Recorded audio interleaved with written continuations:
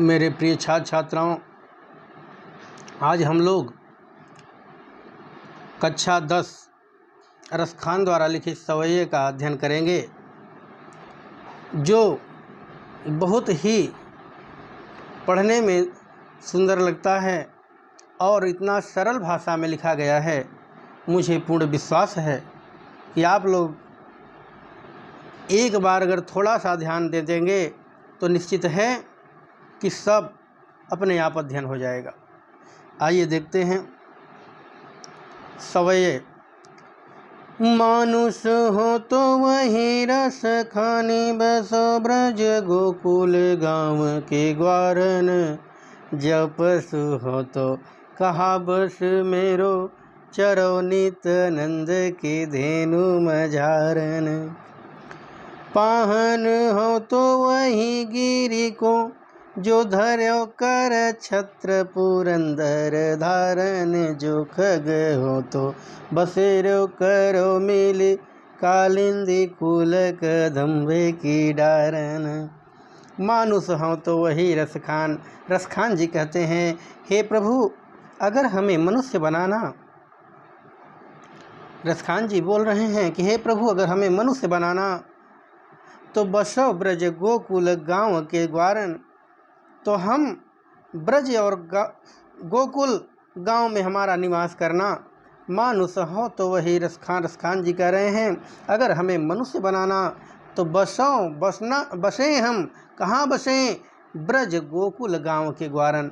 ब्रज और गोकुल गांव के बीच हमारा बसेरा करना, क्योंकि वहाँ भगवान श्री कृष्ण का हम हमेशा दर्शन करते रहेंगे।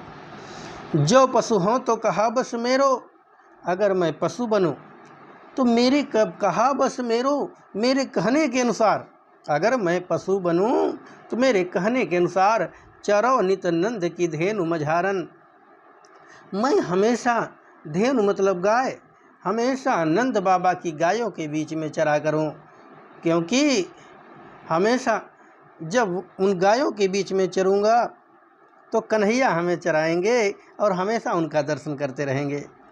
पाहन हो तो वही गिरि को, जो धर्यो कर छत्र पुरंदर धारण। अगर पत्थर बनूं, पाहन मतलब पत्थर, अगर मैं पत्थर बनूं तो वही गिरि को, पाहन हो तो वही गिरि को, अगर पत्थर बनूं तो उसी पर्वत का पत्थर बनाना। गिरि मतलब पर्वत, उसी पर्वत का पत्थर बनाना। जो धर्यो कर छत्र पुरंदर धारण, जो धर्यो पुरंदर धारण, कर माने हाथ, जो पर्वत भगवान श्री कृष्ण ने अपने अंगुली पर उठा लिया था। आगे, जो खग हो तो बसेरो करो मिली, कालिंदी कुल कदम्ब की डारन। खग माने पक्षी, अगर प्रभु हमको पक्षी बनाना तो बसेरो करो, मेरा बसेरा वहीं पर हो। मिली कालिंदी कुल कदम्ब की डारन। कालिंदी अर्थात कालिंदी मतलब यमुना जी, कुल मतलब किनारे, जो कदम के पेड़ लगे हैं, यमुना जी के किनारे जो कदम के पेड़ लगे हैं, वहीं पे मेरा बसेरा हो। उससे क्या होगा कि जब भी भगवान श्री कृष्ण रास रचाने आएंगे यमुना के किनारे, तो हमेशा मैं उनका दर्शन करता रहूँगा। आगे दूसरा,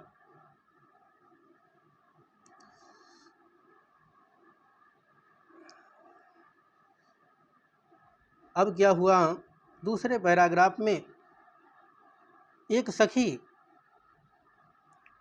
भगवान श्री कृष्ण के उस छोटेपन का, जो इतनी सुंदरता है उनमें, उसका वर्णन कर रही, और सुबह सुबह वह पहुंच जाती है और जो देखती है वह दूसरे सखी को बता रही है।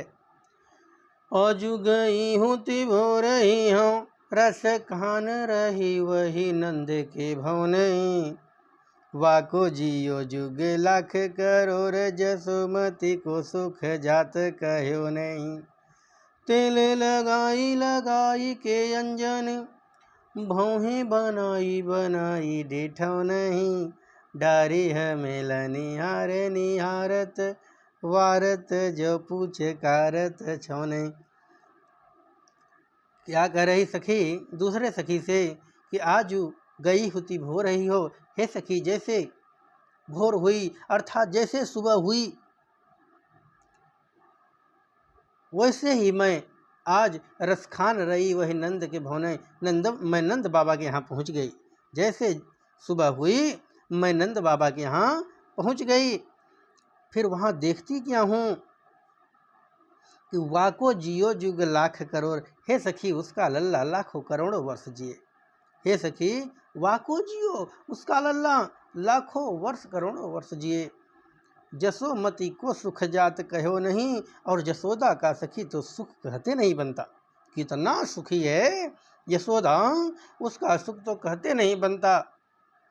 तेल लगाई, पहले अपने लल्ला को उसने तेल लगाया, लगाई के अंजन, फिर काजल लगाया, भौहें बनाई, फिर भौहों को बनाया, बनाई डिठौने, फिर डिठौना लगा दिया, जिससे कि उसके लल्ला को कोई बुरी नज़र ना लगे। और डारे हमेलन हार निहारत, फिर उसने हमेलन का हार डाल दिया। हमेलन एक जंगली पुष्प होता है, उसने हमेलन का हार डाल दिया गले में। और वारत जो पुचकारत छौनई, और फिर अपने लल्ला को दुलारने लगे। छौनई, छौनई मतलब लल्ला, अपने लल्ला को वह छौनई दुलारने लगे। आइए अगला देखते हैं। धूरी भरे अति शोभित श्याम जूत शिवनी सिर सुंदर चोटी, खेलत खात फिर अंगना पग पैजनी बाजती पीरी क छोटी। वाछ भी को रस खान भी लोकत, वारत कम कला निज कोटे। अब कागे के भागे बड़े सजनी, हरि हाथ से ले गयो माखन रोटी। धूरी भरे अति शोभित श्यामजू, तैसी बनी सिर सुंदर चोटी। भगवान श्री कृष्ण छोटेपन में जब खेल रहे हैं, रसखान जी कहते हैं छोटेपन का अवलोकन किया है कि धूरी भरे अति शोभित श्यामजू, भगवान श्री कृष्ण धूल में खेलते हुए इतना सुंदर लग रहे हैं, धूल से धूसरित पूरा नहाए, इतना सुंदर लग रहे हैं। तैसी बनी सिर सुंदर चोटी, वैसे मैया ने उनकी चोटी भी बना रखा है सुंदर सी। वैसे ही यशोदा मैया ने सुंदर सी चोटी बना रखा है। खेलत खात फिर अंगना, खेलते हुए खाते हुए, खेलत खात फिर अंगना, आंगन में टहल रहे हैं। पग पैजनी बाजती, पैर में पैजनी बज रही है, और पीरी का छोटी, और कमर में लंगोटी लगाए हैं। खेलत खाते फिर अंगना, खेलते हुए खाते हुए आंगन में टहल रहे हैं, और पैर में पैजनी बज रही है छन छन, और पीरी का छोटी, और कमर में लंगोटी बंधी हुई है। वाह छवि को रसखान बिलोकत, ऐसे छवि को, वाह छवि को रसखान जी कहते हैं ऐसी सुंदरता को, बिलोकत देख करके, बिलोकत मतलब देख करके, वारत काम कला निज कोटि, वारत, वारत मतलब निछावर हो जाते हैं, काम कला निज कोटि, अर्थात ऐसे सुंदरता पर करोड़ों कामदेव अपने आप न्यौछावर हो जाएं, अर्थात करोड़ों कामदेव एक तरफ कर दो भगवान श्री कृष्ण को एक तरफ, फिर भी वे कामदेव उनकी सुंदरता को नहीं पाएंगे। काग की भाग बड़े सजनी, हरि हाथ से ले गयो माखन रोटी। काग की भाग बड़े सजनी, कव्य की भाग इतनी सुंदर है कि हरि हाथ से ले गयो माखन रोटी। भगवान श्री कृष्ण रोटी खाते रहते हैं और कौवा छीन करके लेकर भाग जाता है। अर्थात कि ये कौवा जो है इतना दुस्साहस कर देता है कि प्रभु रोने लगते हैं और उनके हाथों से रोटी छीन करके भाग जाता है। आइए अगला देखते हैं। जादीन ते वह नंदो को छोहरा, या बन धेनु चराई गयो हैं। मोहिनी तानन गोधन गावत, बेनु बजाई रिझाई गयो हैं। वादीन से को छुटो न सके, रस खानी में समाई गयो हैं, कहू न काहू की कानी कर, सिगरे ब्रज वीर बिकाई गयो हैं। आइए देखते हैं कि इसमें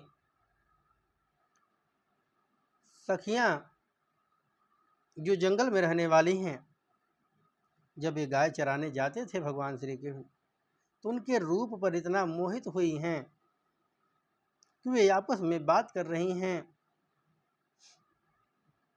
कि जा दिन ते वह नंद को छोहरा। हे सखी, छोहरा, छोहरा का मतलब होता है लाडला, लड़का, प्यार से छोहरा।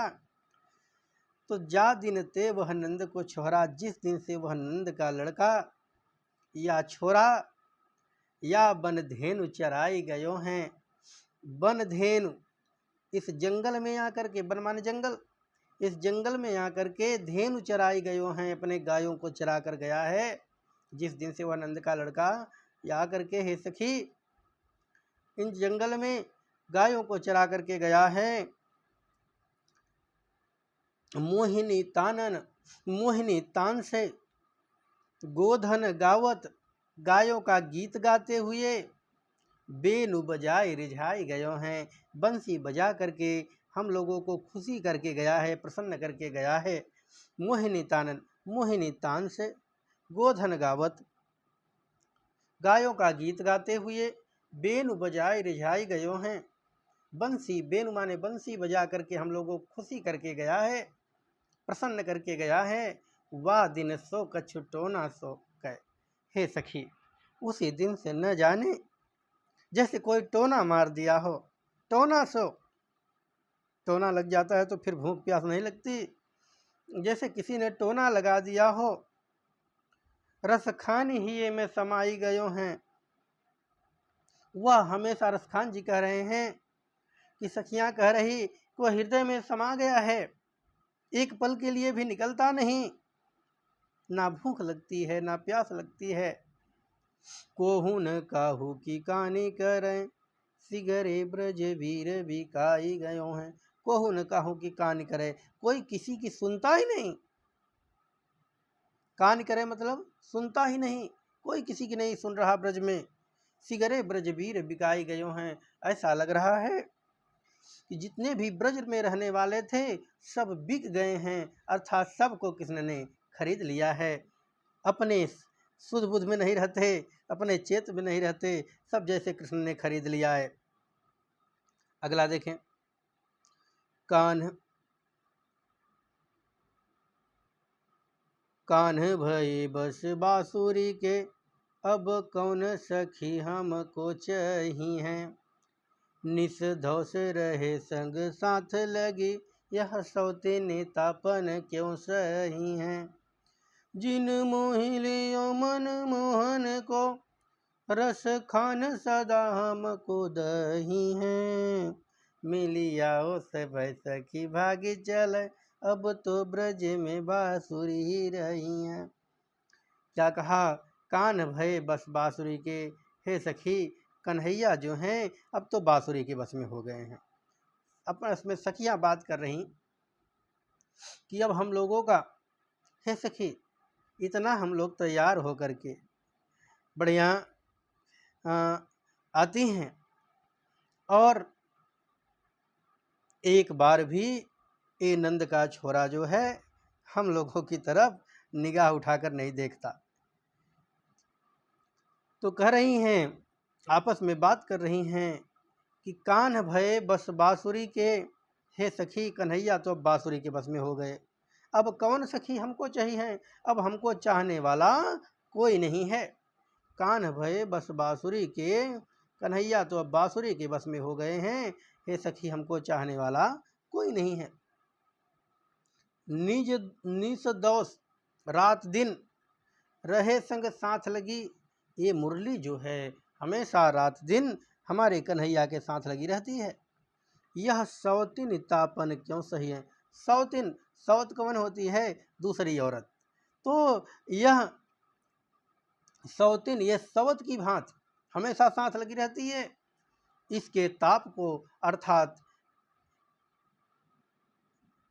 ताप गर्मी अर्थ इस सौत के ताप को हम लोग सह नहीं पाएंगी। जिन मोह लियो मनमोहन को, जिसने मनमोहन को अर्थात भगवान श्री कृष्ण को मोहित कर लिया है, जिस मुरली ने भगवान श्री कृष्ण को मोहित कर लिया है। रसखान सदा हमको दही हैं, रसखान जी कह रहे हैं सदा हमको दही हैं, हमको तो हमेशा जलना ही लिखा है, क्योंकि ये मुरली रहेगी तो हम लोग हमेशा इसको देखकर जलती रहेंगी, क्योंकि जब तक हाथों में मुरली है तब तक भगवान श्री कृष्ण हम लोगों को देखने वाले नहीं हैं। मिली आओ सब सखी भागी चलें, अब तो ब्रज में बांसुरी ही रही। गोपियां कह रही कि हे सखी, उस मुरली के कारण हम लोगों को तनिक भी ध्यान नहीं देते हैं।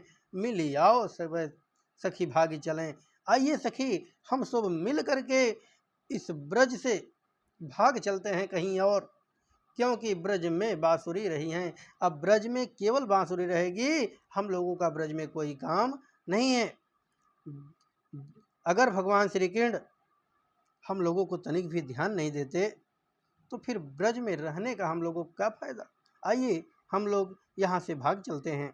अगला, मोर पखा सिर ऊपर रखी हो, गुंजे की माल गहरे पहिरोगी, ओढ़ी पीताम्बर लैला कुटी बन गोधन ग्वारन संग फिरोगी, भावती ही मेरो रस कान सो तेरे कहे सब संग करोगी, या मुरली मुरली धर की अधरान धरी अधरान धरोगी, मोर पखा सिर ऊपर रखी हों, गुंज की माल गरे पहिरोगी।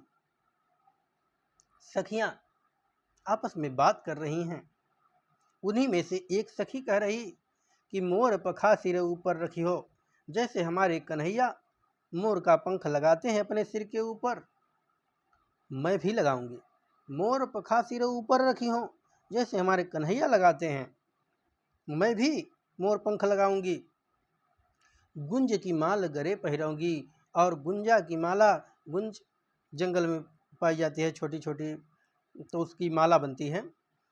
तो गुंज की माल गरे पर, गुंज की माला जैसे वे पहनते थे वैसे मैं भी पहनूंगी। ओढ़ पीताम्बर, जैसे वे पीताम्बर ओढ़ते थे, पीला वस्त्र ओढ़ते थे, मैं भी ओढ़ूंगी। लय लकुटी, जैसे वे लाठी लेकर के गाय चराने जाते थे, मैं भी जाऊंगी।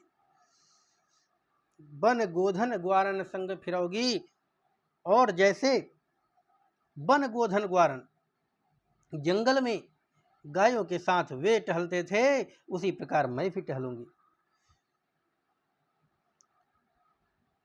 फिर क्या, भाव तो वही मेरो रस खान, उन्हें जो अच्छा लगेगा वो सब करूंगी। भाव तो वही मेरो रस खान, जो हमारे कन्हैया को अच्छा लगेगा वो हम सब करेंगी। सो तेरे कहे सब स्वांग करोगी, अर्थात जो भगवान कृष्ण कहेंगे वो सब स्वांग हम करने के लिए तैयार हैं। लेकिन या मुरली मुरलीधर की, उस मुरलीधर की, उस कन्हैया की मुरली को अधरान धरी अधरान धराऊंगी, न कभी होठों से लगाई हूं और न कभी लगाऊंगी। आइए अब हम लोग इसी में एक छोटा सा कवित्व है उसको देख लेते हैं।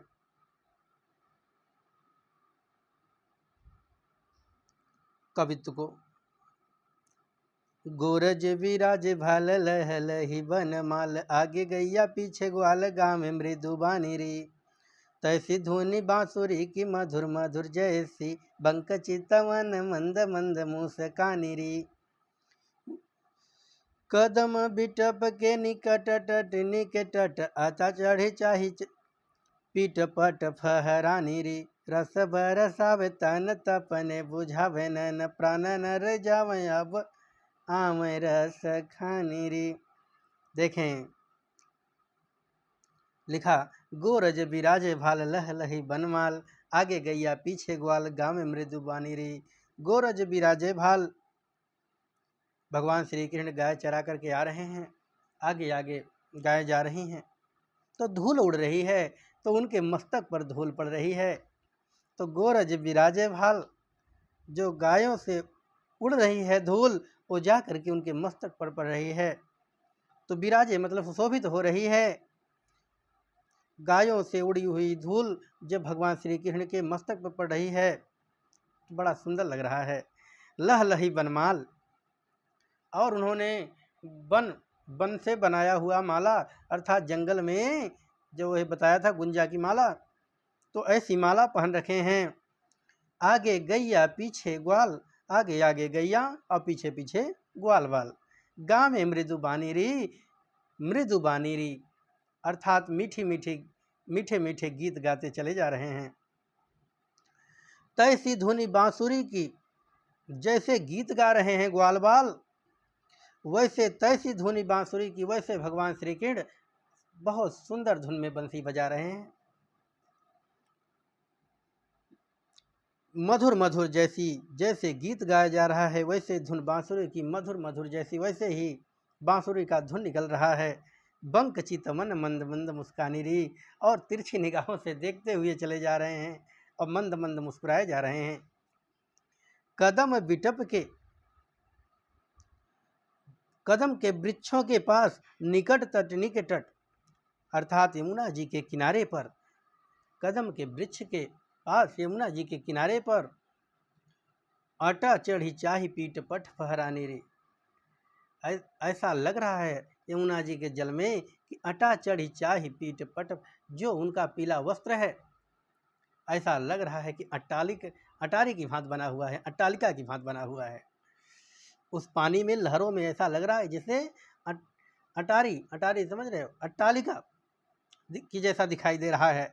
रस बरसावे तन तपने बुझावे नैन, ऐसी सुंदरता को, ऐसे भगवान श्री कृष्ण की सुंदरता को देख करके रस बरसावे नैन, आंखों में आंसू आ जाते हैं। तन तपने बुझावे नैन अर्थात जो आंखों की प्यास थी वो अपने यहाँ बुझ जाती है, बड़ी शीतलता मिलती है। प्राणन रिझावे वह यावे रस खाने रे, रस खान जी कहते हैं ऐसे सुंदर दृश्य को, ऐसे मनमोहक रूप को देख करके अपने आप प्राण प्रसन्न हो जाते हैं। रिझावे मतलब खुशी हो जाते हैं। मेरे प्यारे बच्चों, यह सवैया भी समाप्त हुआ। अब अगले टॉपिक में, अपने अगले शीर्षक में आप लोगों के साथ पुनः मिलते हैं। तब तक के लिए धन्यवाद।